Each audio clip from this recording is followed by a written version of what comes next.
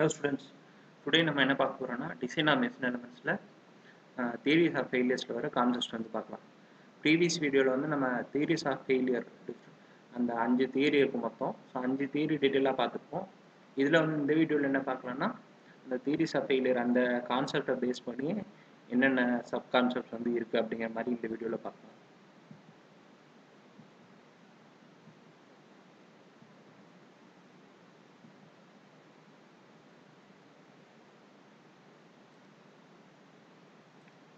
So first வந்து பார்த்தோன்னா இப்போ வந்து வேரியபிள் லோடு ஆக்ட் ஆகுதுன்னு வச்சுக்கோங்க. டேரெக்டாக உங்களுக்கு வந்து ஒரு மெட்டீரியலில் வந்து உங்களுக்கு டேரெக்டாக ஒரே ஸ்ட்ரெஸ் வந்து கான்ஸ்டண்ட்டாக ஆக்ட் ஆகுது. இப்போ வந்து ஒரு டென்சைல் ஸ்ட்ரெஸ் ஆக்ட் ஆகுது ஒரு ஷாஃப்டில் அப்படின்னு வச்சுக்கிட்டோம்னா ஒரு 100 மெகா பாஸ்கல் ஆக்ட் ஆகுது அப்படிங்கிற மாதிரி வச்சுக்கிட்டோம்னா அது வந்து ஒரு வேல்யூ சொல்கிறோம் நம்ம. இப்போ இந்த வேல்யூ வந்து உங்களுக்கு கான்ஸ்டண்ட்டாக இல்லாமல் வேரியபிளாக இருந்துச்சுன்னா என்ன மாதிரி கேஸ் இருக்குது, எப்படி வந்து கண்டுபிடிக்கலாம் அப்படிங்கிற மாதிரி இதை வந்து இப்போ ஃபாலோ பண்ணலாம். இப்போ வந்து வேரியபிள் லோடு வருதுன்னா இப்போ வந்து ஒரு 3 கிரிட்டேரியா வந்து லைனாக சொல்லுவாங்க. ஸோ அதை யூஸ் பண்ணி வந்து நம்ம ஃபேக்டர் ஆஃப் சேஃப்டி வந்து கண்டுபிடிக்கலாம். அந்த மாதிரி ஒரு ஃபார்முலாஸ் வந்து இருக்குது. ஸோ அது எப்படின்னா இப்போ வந்து ஒரு கிராஃப் இருக்குது. கிராஃபில் வந்து X and Y axis. X axis வந்து பார்த்தீங்கன்னா இப்போ வந்து உங்களுக்கு வேரியபிள் லோடுங்கனால 2 லோடு இருக்கும். இப்போ வந்து சிக்மா வந்து ரெண்டு லோடு இருக்கும். இப்போ வந்து கான்ஸ்டண்ட்டாக இப்படி வேரி ஆகிட்டு இருக்குதுன்னு வைங்க. ஒன்று வந்து மேக்ஸிமம் அண்ட் மினிமம் வரும். எக்ஸாம்பிள் இல்லைங்க வரைஞ்சி கட்டுறேன்.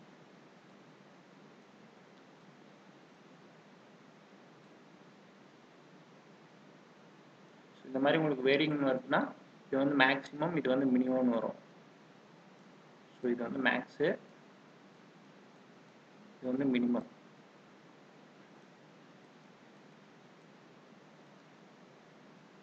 ஸோ மேக்ஸிமம் எவ்வளோ வருது, மினிமம் எவ்வளோ வருதுன்னு சொல்லிட்டு ஒரு வேல்யூ இருக்கும். இது வந்து உங்களுக்கு இந்த சைக்கிள் வந்து இங்கே யூனிஃபார்மாக இந்த இது வந்து ரிப்பீட்டடாக ஒரே லோடு தான் வந்து இப்போ வேரி ஆகுதுன்னு வச்சுக்கோங்க. இது வந்து சிக்மா இப்போ வந்து 15 இருக்குன்னா இது வந்து -15 இருக்கும். இது வந்து உங்களுக்கு variable load positive to negative அப்படி வந்து மாறி அப்படியே கண்டினியூஸாக ஒரு பீரியடில் வந்து சேஞ்ச் ஆகுது. இது உங்களுக்கு வந்து ஆம்ப்ளிடியூட் வந்து சேம் ஆம்ப்ளிடியூட் இருக்கலாம், இல்லைனா போக போக ரெடியூஸ் ஆகிடலாம். 50 அடுத்து 40 அடுத்து 30 அடுத்து 20 அந்த மாதிரி ரெடியூஸ் போட்டாகும். இந்த மாதிரி மேக்ஸிமம் மினிமம் 2 வேல்யூ இருக்கும். இந்த 2 வேல்யூக்கு ஆவரேஜ் எடுத்தோம்னா அது வந்து தான் மீன். அதாவது sigma max plus sigma minimum by 2 அதை வந்து சிக்மா மீன்னு சொல்லுவோம். ஸோ அது வந்து எக்ஸ் ஆக்சிஸில் மேலே வந்து ஆம்ப்ளிடியூட் ஸ்ட்ரெஸ் ஆர் வேரியபிள் ஸ்ட்ரெஸ்ன்னு சொல்லுவாங்க. இது எப்படின்னா ரெண்டையும் மைனஸ் பண்ணி டிவைட் பை 2 போட்டுக்கணும். Sigma max minus sigma minimum by 2 இது வந்து உங்களுக்கு ஆம்ப்ளிடியூட் ஸ்ட்ரெஸ் ஆர் வேரியபிள் ஸ்ட்ரெஸ்ன்னு சொல்லுவாங்க. ஸோ இந்த ரெண்டுக்கும் கிராஃப் இருக்குது. ஃபஸ்ட்டு வந்து சோடர்பர்க் கிரிட்டேரியன் பார்க்கலாம். சோடர்பர்க் என்ன பண்ணியிருப்பாருன்னா உங்களுக்கு வந்து சிக்மா ஒயில் வச்சுக்கிட்டு லைன் வரைஞ்சிருப்பார். சிக்மா ஒய் இங்கே வந்து இந்த பாயிண்ட் வந்து உங்களுக்கு endurance limit. So endurance limit and sigma Y அதுக்கு வந்து ஒரு லைன் ஸ்ட்ரெயிட் லைன் வரைஞ்சிருப்பாரு. அதுதான் சோடர்பர்க். ஸோ சோடர்பர்க் பார்த்தீங்கன்னா அப் டு ஈல்ட் பாயிண்ட் இது வரைக்கும் வர மாதிரி அவர் கன்சிடர் பண்ணி ஃபேக்டர் ஆஃப் சேஃப்டி வந்து கண்டுபிடிப்பார். ஸோ அதனால வந்து இது வந்து ஒரு சேஃப் அப்படின்னு சொல்லுவாங்க. ஏன்னா சிக்மா ஒய்யை தாண்டிடுச்சுன்னா உங்களுக்கு வந்து ஈல்டிங் பிளாஸ்டிக் டிஃபார்மேஷன் வந்து நடக்கும். அப்போ வந்து உங்களுக்கு மெட்டீரியல் ஃபெயில் ஆகி தான் உங்களுக்கு வந்து நடக்கும். ஸோ இந்த லிமிட் வந்து இது வந்து சேஃப் ஆர் கன்சர்வேட்டிவ் வந்து சேஃப் மெத்தட் எது யூஸ் பண்ணால் சோடர்பர்க் யூஸ் பண்ணலாம் அப்படின்னு சொல்லுவாங்க. இதுக்கு வந்து ஒரு ஈக்குவேஷன் இருக்குது. ஸோ ஈக்குவேஷன் என்ன பண்ணலான்னா ஃபஸ்ட்டு இந்த எக்ஸ் அண்ட் ஒய் ஆக்சிஸ் இருக்குல்ல அது டிவைடட் பை மேக்ஸிமம். அதாவது இங்கே எவ்வளோ இருக்குது டிவைடட் பை மேக்ஸிமம் வேல்யூ போட்டுக்கலாம். இங்கே வந்து பார்த்தீங்கன்னா இப்போது சிக்மா மீன் வந்து மேலே போட்டுக்கலாம். இதில் வர மேக்ஸிமம் வேல்யூ வந்து சோடர்பர்க் வந்து சிக்மா ஒய். இப்போ வந்து சேஃபாக இருக்கணும்னா இந்த லைனுக்குள்ளே வந்து உங்களுக்கு வேல்யூஸ் வந்துக்கணும். ஸோ சிக்மா மீன் வந்து இதுக்குள்ளே வருதுன்னு வச்சுக்கோங்க. Sigma mean by sigma y. Next வந்து plus y axis. Y axis வந்து sigma a divide by sigma e. இங்கிறது உங்களுக்கு endurance limit equal to 1/n. என்னங்கிறது ஃபேக்டர் ஆஃப் சேஃப்டி. ஸோ இதில் வந்து ஃபேக்டர் ஆஃப் சேஃப்டி கண்டுபிடிக்க சொல்லுவாங்க. ஸோ வந்து 2 வேரியபிள் லோட் கொடுத்துருக்காங்கன்னா அதை வச்சு நம்ம மீன் ஸ்ட்ரெஸ் கண்டுபிடிச்சிக்கணும், அண்ட் ஆம்ப்ளிடியூட் ஸ்ட்ரெஸ் கண்டுபிடிச்சிக்கணும். நெக்ஸ்ட் வந்து ஈல்டு கொடுத்துருப்பாங்க. நெக்ஸ்ட் வந்து அல்டிமேட் ஸ்ட்ரெஸ் இது வந்து என்னென்னா என்டியூரன்ஸ் லிமிட். என்டியூரன்ஸ் லிமிட் எப்படி கண்டுபிடிக்கலாம்னா 0.5 டைம்ஸ் ஆஃப் அல்டிமேட் ஸ்ட்ரென்த் தான் உங்களுக்கு வந்து என்டியூரன்ஸ் லிமிட். ஸோ இது வந்து சோடர்பர்க் கிரிட்டேரியாவுக்கு வருது. நெக்ஸ்ட் வந்து குட்மேன் கிரிட்டேரியா. குட்மேன் என்ன பண்ணியிருப்பாருன்னா ஈல்டு பாயிண்ட்டுக்கு பதிலாக அல்டிமேட் பாயிண்ட் வரைக்கும் ஒரு எக்ஸ்டெண்ட் பண்ணிக்கிறார். ஸோ இதில் வந்து என்ன பிரச்சனைனா இப்போ வந்து ஈல்டிங் நடக்கும். ஸோ ஈல்டு பாயிண்ட்டை தாண்டிடுச்சுனாவே உங்களுக்கு வந்து பிளாஸ்டிக் டிஃபார்மேஷன் நடக்கும். அதுதான் இதில் இருக்க நெகட்டிவ் ட்ராபேக்னு சொல்லுவாங்க குட்மேன் கிரைட்டீரியா. ஸோ வந்து அல்டிமேட் ஸ்ட்ரெஸ் டு இது வந்து என்ன என்டியூரன்ஸ் லிமிட், இதுக்கு இடையில ட்ராப் பண்ணுற லைனுக்கு வந்து குட்மேன் கிரைட்டீரியான்னு சொல்லுவாங்க.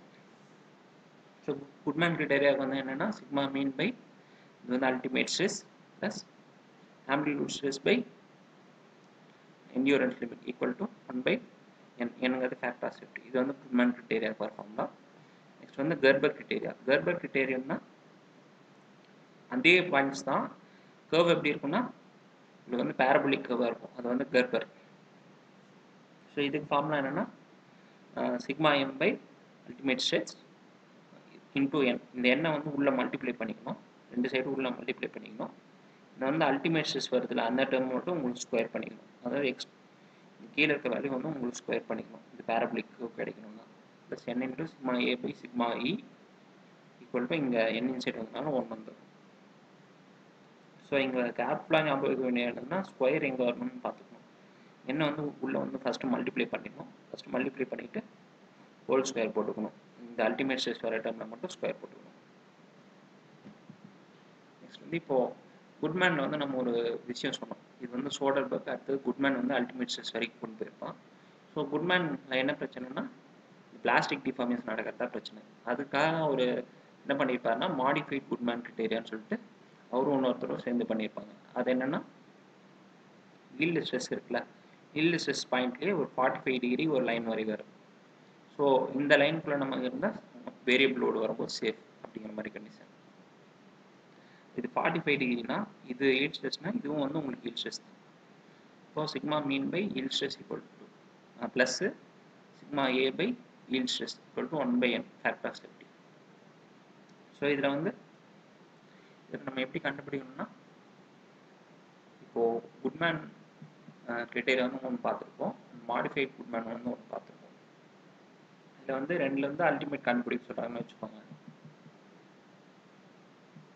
ரெண்டுலேயும் அல்டிமேட் கண்டுபிடிக்க சொல்கிறாங்கன்னா அல்டிமேட் ஸ்ட்ரெஸ் வந்து இதில் ஒரு வேல்யூ கிடைக்கும், இதில் வந்து ஒரு வேல்யூ கிடைக்கும். இதில் எப்படி அல்டிமேட்னா சிக்மா ஒய்க்கு வந்து சம்திங் 0.55 அந்த மாதிரி ஏதாவது வேல்யூ கொடுத்துருவாங்க. சிக்மா ஒய் கொண்டு 0.55 டைம்ஸ் ஆஃப் அல்டிமேட் ஸ்ட்ரெஸ் அந்த மாதிரி ஏதாவது கொடுத்துருவாங்க.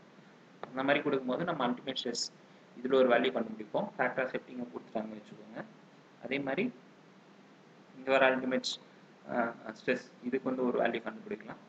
ஸோ ரெண்டு வேல்யூவில் எது வந்து மேக்ஸிமம் இருக்கோ அதை எடுத்துக்கலாம். ஏன்னா வந்து நமக்கு சேஃபராக வந்தால் அதிகமாக வச்சுக்கோன்னா சேஃபாகிடும். ஸோ அதனால் இந்த மாதிரி கம்பேர் பண்ணி மாடிஃபைடு குட்மேன் கிரைட்டீரியா வந்து சால்வ் பண்ணிக்கலாம். நெக்ஸ்ட் வந்து சில இம்பார்ட்டன்ட் கான்செப்ட்ஸ் பார்க்கலாம். ஃபர்ஸ்ட் வந்து ஃபெட்டிக்னா என்னன்னு பார்க்கலாம். ஃபெட்டிக்னா ஒன்றும் இல்லை, ஒரு லோடு வந்து ரிப்பீட்டடாக ஆகிட்டே இருக்குது, சைக்ளிக் லோடிங். அதாவது 50 மெகா பாஸ்கல் வந்து இப்போ உங்களுக்கு ஒரு 5 செகண்டில் 50 மெகா பாஸ்கல் பாசிட்டிவ் டென்ஷனாக இருக்குது, அடுத்த 5 செகண்டில் 50 மெகா பாஸ்கல் கம்ப்ரெசிவாக இருக்குது. இதே வந்து உங்களுக்கு ரிப்பீட்டிவாக நடந்துகிட்டே இருக்குது. ஸோ இந்த மாதிரி இருக்கிறத வந்து ஃபெட்டிக்னு சொல்லுவாங்க, ரிப்பீட்டட் சைக்ளிக் லோடிங். வந்து என்டியூரன்ஸ் லிமிட்டுக்கு வந்து ஃபார்ம் என்னன்னா 0.5 times of ultimate strength. Next வந்து டிஸ்ட்ரப்டிவ் ஸ்ட்ரென்த்னு சொல்லிட்டு ஒன்று பார்க்கலாம். டிஸ்ட்ரப்டிவ் ஸ்ட்ரென்த்னா என்னன்னா ஒரு ஆப்ஜெக்ட் எடுத்துட்டோம்னா அதுக்கு வந்து 3 ஆக்சிஸ்லையும் 3 பிரின்சிபல் ஸ்ட்ரெஸ் வந்து ஆக்ட் ஆகுது. ஸோ இந்த 3 பிரின்சிபல் ஸ்ட்ரெஸ்ஸும் ஈக்குவல் மேக்னிடியூட். ஸோ இந்த 3 ஆக்சிஸ்னால் 90 டிகிரி. ஓகேவா? ஸோ இந்த மேக்ஸிமம் ஸ்ட்ரென்த் வந்து இந்த மாதிரி ஆக்ட் ஆகும்போது மேக்ஸிமம் ஸ்ட்ரென்த் வந்து இந்த மெட்டீரியலுக்கு எவ்வளோ இருக்குன்னு கண்டுபிடிக்கிறதா disruptive strength. So disruptive strength is the maximum strength of the material subject to 3 principal tensile stresses of equal magnitude. முக்கியமான விஷயம் என்னன்னா 3மே டென்சைல் ஸ்ட்ரெஸ்ஸாக இருக்கணும், 3 பிரின்சிபல் டென்சைல் ஸ்ட்ரெஸ்ஸும் ஈக்குவல் மேக்னிடியூட் இருக்கணும். அண்ட் அது மட்டும் இல்லாமல் 3 ஈக்குவல் மேக்னிடியூட் மட்டும் இல்லாமல் which are at right angles to each other, 90 டிகிரியில் இருக்கும். ஸோ இதுதான் டிஸ்ட்ரப்டிவ். நெக்ஸ்ட் வந்து எஸ்என் கர்வ் வந்து பார்க்கலாம். எஸ்னா என்னென்னா ஆம்ப்ளிடியூட் ஸ்ட்ரெஸ்னு சொல்லுவாங்க, என்னென்னா நம்பர் ஆஃப் சைக்கிள்ஸ். ஸோ இதுக்கு 2 கர்வ் ட்ரா பண்ணியிருப்பாங்க. இது எப்படி இருக்குன்னா இந்த கர்வ் எப்படி ட்ரா பண்ணியிருப்பாங்கன்னா 0.5 டைம்ஸ் ஆஃப் அல்டிமேட் ஸ்ட்ரெஸ் வந்து எஸ்ங்கிறது இது உங்களுக்கு அல்டிமேட் ஸ்ட்ரெஸ் அந்த 0.9 டைம்ஸ் அதில் ஒரு பாயிண்ட் அது வந்து எங்கே இருக்குன்னா ஒய் ஆக்சிஸ் சாரி இந்த எக்ஸ் ஆக்சிஸில் வந்து த்ரீங்கிற பிளேஸில் இருக்கும். த்ரீன்னு என்னென்னா இங்கே லாக் என் பேஸ்ட் என்னென்னா நம்பர் ஆஃப் சைக்கிள்ஸ். இப்போ வந்து இப்போ என்னங்க வந்து 10 பவர் 3 இருந்துச்சுன்னா லாக் 10 பவர் 3 இங்கே பேஸ்ட் என்ன இருக்குது, 3 வந்து பவரில் இருக்க 3 வந்து முன்னாடி போயிடும், அதான் இங்கே போட்டுருக்காங்க. 3 இன்ட்டு லாக் 10 பேஸ் 10 அது வந்து 1, 3 இன்ட்டு 1 வந்துடும். ஸோ அதான் இங்கே 3 போட்டுருக்காங்க. இப்போ நம்பர் ஆஃப் சைக்கிள்ஸ் வந்து 10 பவர் 3 இருந்துச்சுன்னா இது வந்து அல்டிமேட் ஸ்ட்ரெஸ் வந்து 0.9 டைம்ஸ் ஆஃப் அல்டிமேட் ஸ்ட்ரெஸ்ன்னு சொல்லிட்டு ஒரு பாயிண்ட் இருக்குது. ஸோ அந்த பாயிண்ட்டுக்கும் நெக்ஸ்ட் வந்து 10 பவர் 6 சைக்கிள்ஸில் வந்து வரணும். அங்கே வந்து உங்களுக்கு என்டியூரன்ஸ் லிமிட் கிடைக்கும். என்டியூரன்ஸ் லிமிட் வந்து 0.5 டைம்ஸ் ஆஃப் அல்டிமேட் ஸ்ட்ரெஸ். இப்போ வந்து உங்களுக்கு கிராஃப் எதுக்கு இருக்கணும்னா 0.9 times of ultimate stress 10 power 3 cycles to 0.5 times of ultimate stress at 10 power 6 cycles. இந்த ரெண்டுக்கும் லைன் ட்ரா பண்ணிங்கன்னா அதான் வந்து உங்களுக்கு SN curve. So 0.9 times ultimate stress எங்கே இருக்குன்னா 10 பவர் 3 சைக்கிள்ஸ். இதே நான் என்டியூரன்ஸ் லிமிட் எப்படின்னா 10 பவர் 6 சைக்கிள்ஸ். இப்போ வந்து உங்களுக்கு ஸ்ட்ரெஸ் வந்து அதிகமாகிட்டே இருக்கணும். வைங்க 0.5 டைம்ஸ் என்டியூரன்ஸ் லிமிட் வரைக்கும் உங்களுக்கு வித்ஸ்டாண்ட் பண்ணும். இதை தாண்டி உங்களுக்கு போச்சுன்னா ஃபெயிலியர் வந்து ஈஸியாக நடந்துடும். வந்து நம்பர் ஆஃப் சைக்கிள்ஸ் எவ்வளோ போகும் அப்படின்னு சொல்லிட்டு வந்து ஸ்ட்ரெஸ் வந்து அதிகம் பண்ணிட்டே போகிறீங்கன்னு வச்சுக்கோங்க, 10 பவர் 6 சைக்கிள்ஸ்க்குள்ளே அது முடிஞ்சிடும். இதை விட என்டியூரன்ஸ் லிமிட் விட அதிகம் பண்ணிங்கன்னா அதிகபட்சம் 10 பவர் 6 சைக்கிள்ஸ் தான் அது வந்து லைஃப் இருக்கும். இதே வந்து ஸ்ட்ரெஸ் வந்து இது கம்மியாகவே வச்சுட்டு இருந்தீங்கன்னா 10 பவர் 6 சைக்கிள்ஸை தாண்டி போகும் லைஃப். இது வந்து லோட் ஃபேக்டர்னு ஒரு விஷயம் பார்க்கலாம். இது லோட் ஃபேக்டர்னு என்னென்னா அது ஒரு ஃபேக்டர், அது வந்து 2 டைப்ஸ் ஆஃப் லோடிங்கை பேஸ் பண்ணி வேல்யூ சேஞ்ச் ஆகும். இப்போ வந்து ஒரு சாஃப்ட்டுக்கு 2 லோடு ஆக்ட் ஆகும். ஒன்று வந்து ஆக்சியல் லோட், இன்னொன்று வந்து பெண்டிங் லோடு. ஸோ இப்போ ஆக்சியல் லோடு மட்டும் ஆக்ட் ஆனால் ஒன்று, பெண்டிங் லோடு மட்டும் ஆக்ட் ஆனால் ஒன்று, ஆர் ரெண்டும் சேர்ந்து ஆக்ட் ஆனால் ஒன்று. இந்த மாதிரி 3 டைப்ஸ் ஆஃப் வேல்யூஸ் வந்து நமக்கு லோட் ஃபேக்டருக்கு கிடைக்குது. வந்து ரிவர்ஸ்ட் பெண்டிங் லோடு மட்டும் இருக்குன்னா வேல்யூ 1. இதே ரிவர்ஸ்ட் ஆக்சியல் லோடு மட்டும் இருக்குன்னா அதுக்கு லோட் ஃபேக்டர் வந்து 0.74. இதே ரெண்டும் சேர்ந்து வருது ரிவர்ஸ்ட் ஆக்சியல் அண்ட் பெண்டிங் லோட்னா 0.9 இந்த load factor. Factor of safety வந்து பார்க்கலாம். ஃபேக்டர் ஆஃப் சேஃப்டி வச்சு உங்களுக்கு சம்ஸ் கேட்கலாம். இதுக்கு ஜென்ரல் ஃபார்ம்னா என்னன்னா ultimate or real strength by permissible or working ஸ்ட்ரெஸ்ன்னு சொல்லுவாங்க. அல்டிமேட் ஸ்ட்ரென்த் வந்து நமக்கு தெரியும். இது வந்து நம்ம மேக்ஸிமம் சியர் ஸ்ட்ரெஸ் தியரி படி பார்த்தோம்னா tau max at yield point by tau max of the system. Tau max வந்து sigma y by 2 at yield point வந்து சிக்மா ஒய் பை 2 இருக்கும். இதே tau max of the material வந்து sigma max minus sigma minimum by 2. இது வந்து நம்ம மோர் சர்க்கிளில் பார்த்துருப்போம். ஸோ இதை யூஸ் பண்ணி நம்ம ஃபேக்டர் சேஃப்டி கண்டுபிடிச்சிடலாம். இது வந்து சிம்பிள் ஃபார்ம் தான். வந்து ப்ரெடிக்டட் ரேஷியோன்னு சொல்லிட்டு ஒரு விஷயம் இருக்குது. வந்து shear stress to direct stress இதுக்கு வர ரேஷியோ தான் ப்ரெடிக்டட் ரேஷியோன்னு சொல்லுவாங்க. இது வந்து ஒவ்வொரு ஃபெயிலியர் தியரிக்கும் ஒவ்வொரு வேல்யூ வரும். அது வந்து ஈல்டு பாயிண்ட் வந்து என்னன்னு ஃபஸ்ட்டு பார்க்கலாம். ஏதாச்சும் உங்களுக்கு maths the following R choose the best answer அந்த மாதிரி கொஸ்டின் வந்து கேட்கலாம். இப்போ வந்து ஃபஸ்ட்டு வந்து நம்ம ஈஸியான இதுலேருந்து நம்ம ஃப்ளோ போய்க்கலாம். வந்து மேக்ஸிமம் பிரின்சிபல் ஸ்ட்ரெஸ் தியரி அதுதான் ஃபஸ்ட்டு தியரி நம்ம பார்த்துருப்போம். ஸோ அதுக்கு வந்து நம்ம ஒன்றுன்னு வச்சுக்கலாம். நெக்ஸ்ட் வந்து maximum shear stress theory. Shear stress என்னென்ன டவு மேக்ஸ் வந்து சிக்மா 1 மைனஸ் சிக்மா 2 பை 2 அப்படின்னு சொல்லி போட்டுருவோம். அது வந்து பிரின்சிபல் ஸ்ட்ரெஸ்க்கு வர டிஃப்ரென்ஸ் பை 2ன்னு நம்ம சொல்லியிருப்போம். இந்த வேல்யூ 1 வருதுன்னா இது பை 2 போட்டு 0.5 அந்த மாதிரி நம்ம ஞாபகம் வச்சுக்கலாம். நெக்ஸ்ட் வந்து என்னென்னா maximum principal strain theory. Principal strain theory வந்து நம்ம நாட் 7 வந்து ஞாபகம் வச்சுக்கலாம். ஜேம்ஸ் பாண்ட் நாட் 7 வந்து போட்டுக்கலாம். ஸோ அதில் நாட் 7 இது வந்து 0.77. ஸோ இதுதான் நமக்கு வர predicted ratio for maximum principal strain theory. Next வந்து டிஸ்டார்ஷன் எனர்ஜி தியரி பார்க்கலாம். டிஸ்டார்ஷன் எனர்ஜி தியரிக்கு நம்ம இன்னொரு பேர் இருக்குது, shear strain energy theory. Shear stress energy தியரின்னு சொல்லுவாங்க. இப்போ வந்து நமக்கு மொத்தம் 5 தியரி பேசியிருப்போம். Maximum principal stress theory, maximum shear stress theory, maximum principal strain theory and total energy theory.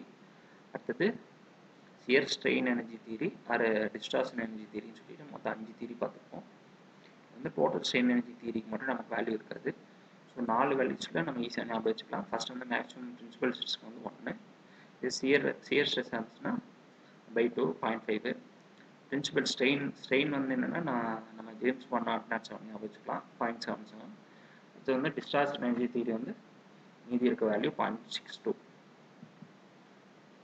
Next வந்து பெர்மிசிபிள் ட்விஸ்டிங் மூமெண்ட் சொல்லிட்டு உங்களுக்கு வந்து சம்ஸ் கேட்கலாம். இது வந்து எப்படி இருக்கும்னா ஃபார் பியூர் டார்சன் அப்படிங்கிற மாதிரி இருந்துச்சுன்னா என்னன்னு பார்க்கலாம். ஸோ இந்த ட்விஸ்டிங் மூமெண்ட் கண்டுபிடிக்கிறதுக்கு முன்னாடி நமக்கு வந்து ஒரு பேசிக் ஃபார்முலாஸ் இருக்குது. வந்து பெண்டிங் ஸ்ட்ரெஸ்க்கு என்னன்னா 32m/πd³ ஒரு ஃபார்முலா இருக்குது. இது வந்து SOM நம்ம பார்த்துருக்கோம்.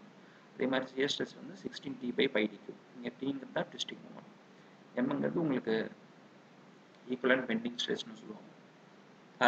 ஈக்குவலன்ட் பெண்டிங் மொமெண்ட்னு சொல்லுவாங்க. இது வந்து பெண்டிங் ஸ்ட்ரெஸ், இது சியர் ஸ்ட்ரெஸ்.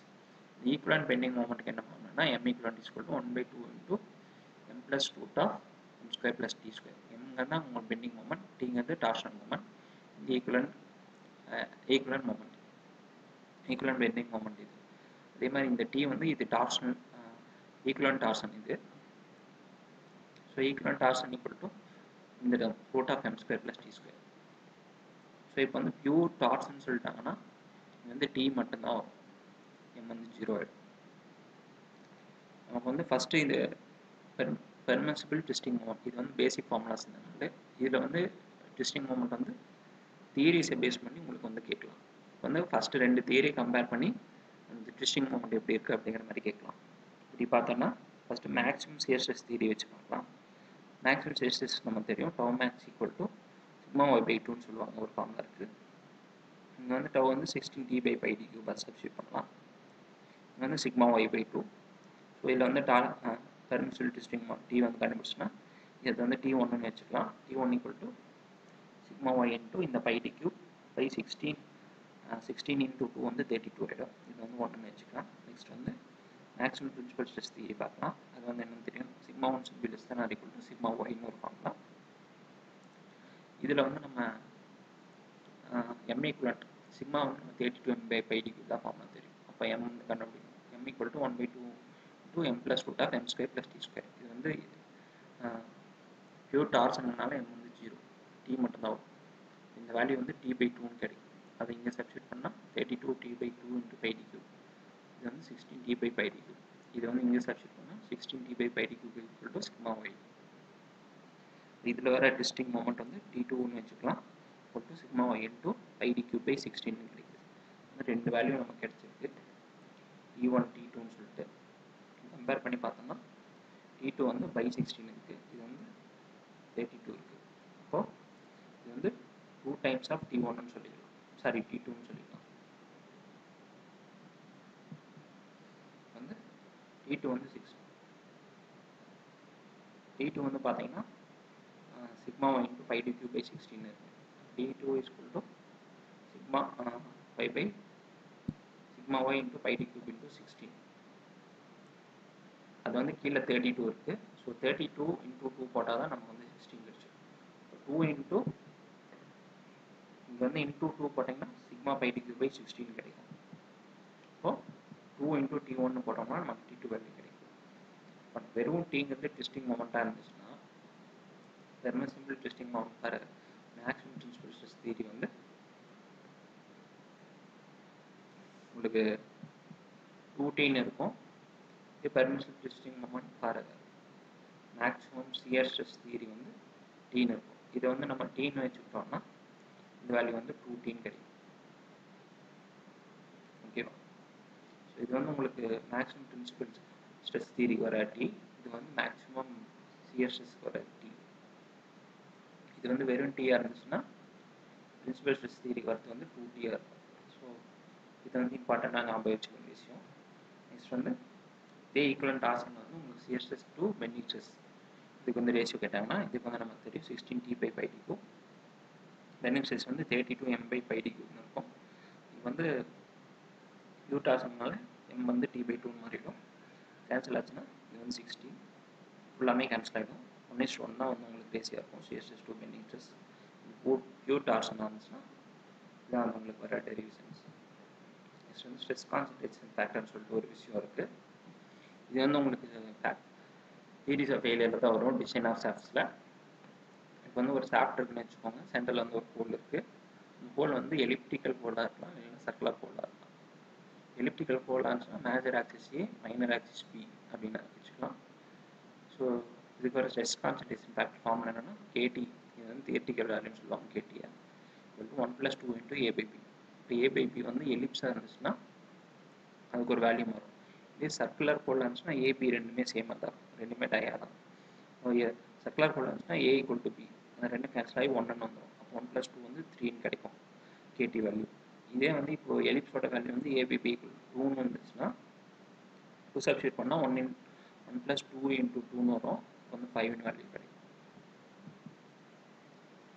ஸ்ட்ரெஸ் கான்சன்ட்ரேஷன் ஃபேக்டருக்கு டைமென்ஷன் இல்லாமல் ஃபார்முலா பார்க்கணும்னா ஸ்ட்ரெஸ்ஸை வச்சு பார்த்தோம்னா maximum stress by nominal stress இதாக ஃபார்முலா. ஸோ ஸ்ட்ரெஸ் கான்சன்ட்ரேஷன் ஃபேக்டர்லேயே நம்ம நிறையா ஃபார்முலா வந்து உள்ளே வரும் சப்டிவிஷனாக. அது என்னென்ன ஃபார்முலா வருதுன்னு பார்த்தோம்னா ஃபர்ஸ்ட் நாட் சென்சிட்டிவிட்டின்னு ஒரு ஃபார்முலா இருக்குது. அந்த Q = actual stress concentration factor by theoretical stress concentration ஃபேக்டர்னு சொல்லுவாங்க. ஆக்சுவல் என்னென்னா உங்களுக்கு ஆக்சுவல் ஸ்ட்ரென்த் வச்சு வருது ஆக்சுவல் ஸ்ட்ரெஸ் கான்சன்ட்ரேஷன் ஃபேக்டர். இதே தியரிட்டிக்கல் வேல்யூ முன்னாடி பார்த்த கேடி வேல்யூ ரெண்டுக்கு ratio. So notch sensitivity Q = formula என்னென்னா KF - 1 KT - 1. இந்த நம்மளுக்கு நாட் சென்சிட்டிவிட்டி ஃபார்முலா. நம்ம KT கொடுத்துருந்தாங்கன்னா நம்ம Q கொடுத்துக்கலாம். இதை வச்சு நம்ம KF வந்து கண்டுபிடிச்சிக்கலாம். KF வந்து ஃபெட்டிக் ஸ்ட்ரெஸ் கான்சன்ட்ரேஷன் ஃபேக்டர், KTங்கிறது தியரிட்டிக்கல் ஸ்ட்ரெஸ் கான்சன்ட்ரேஷன் ஃபேக்டர். இதை யூஸ் பண்ணிவிட்டு நம்ம Q KT கொடுத்துருந்தாங்கன்னா KF கண்டுபிடிக்கலாம். KF கண்டுபிடிச்சிட்டோம்னா KDன்னு சொல்லிட்டு ஒரு கான்ஸ்டன்ட் கண்டுபிடிக்கலாம். இதுதான் இன்வர்ஸ் ஆஃப் KF. நெக்ஸ்ட் வந்து உங்களுக்கு இது என்னன்னா முன்னாடி பார்த்தது தான் endurance limit = 0.5 times of ultimate stress. இது வந்து ஸ்டார்னு வச்சுக்கலாம். வந்து தியரிட்டிக்கல் வேல்யூனா நமக்கு ஆக்சுவல் வேல்யூ எப்படி கிடைக்கும்னா இந்த வர ஃபேக்டர்ஸ் எல்லாத்தையும் மல்டிப்ளை பண்ணால் நமக்கு ஆக்சுவல் endurance limit வந்து கிடைக்கும். இது வந்து நமக்கு தியரிட்டிக்கலாக கிடைக்கிற வேல்யூ. இப்போ ஆக்சுவல் வேல்யூ எவ்வளோனா σE = KA KPன்னு ஒரு கான்ஸ்டன்ட் இருக்கும், அது கொடுத்துருப்பாங்க. இப்போ வந்து KD நம்ம இந்த இதில் கண்டுபிடிச்சிருக்கோம். KE வந்து endurance limit வேறு கான்ஸ்டன்ட். இந்த 4 கான்ஸ்டன்ட் மல்டிப்ளை பண்ணிட்டு σEN* இப்போ கண்டுபிடிச்ச வேல்யூ போட்டோம்னா அந்த ஆக்சுவல் வேல்யூ கிடைக்கும். வந்து சிக்மா மேக்ஸ் நமக்கு தெரியும். அது வந்து எப்படி இருக்கும்னா should be less than or equal to σEN/N அப்படின்னு சொல்லுவாங்க. அப்போ இந்த வேல்யூ வந்து உங்களுக்கு இந்த டோட்டல் வேல்யூ வந்து இங்கே. ஸோ இதை வச்சு நம்ம சம்ஸ் பார்க்கணும்னா உங்களுக்கு ஸ்ட்ரெஸ் வந்து லோடு பை ஏரியான்னு இருக்கும். இங்கே வந்து σEN/N இருக்கும். லோடு கொடுத்துருக்கலாம், வந்து ஏரியா அது ஏதாவது டைமென்ஷன் கேட்கலாம். ஸோ இதை வச்சு நீங்கள் டைமீட்டரா ஷாஃப்ட் அந்த மாதிரி ஏதாவது கண்டுபிடிக்கலாம். திஸ் நம்ம ஸ்ட்ரெஸ் கான்சன்ட்ரேஷன் ஃபேக்டர் வச்சு ஒரு டிசைன் ஆஃப் ஷாஃப்ட் வந்து நம்ம பார்த்துருக்கோம். இந்த வீடியோவில் நம்ம தியரிஸ் ஆஃப் ஃபெயிலியரை பேஸ் பண்ணி வர கான்செப்ட்ஸ் வந்து பார்த்துருக்கோம். ஸோ இதில் வந்து புதுசாக நீங்கள் லேர்ன் பண்ணியிருந்தீங்க யூஸ்ஃபுல்லாக இருந்துச்சுன்னா ஒரு தம்ஸ் அப் கொடுங்க. டவுட்ஸ் இருந்தால் கமெண்ட்ஸில் சொல்லுங்கள். அது நீங்கள் இப்போ தியரிஸ் ஆஃப் ஃபெயிலியர் வந்து பேசிக்ஸ் வந்து பார்க்குறீங்கன்னா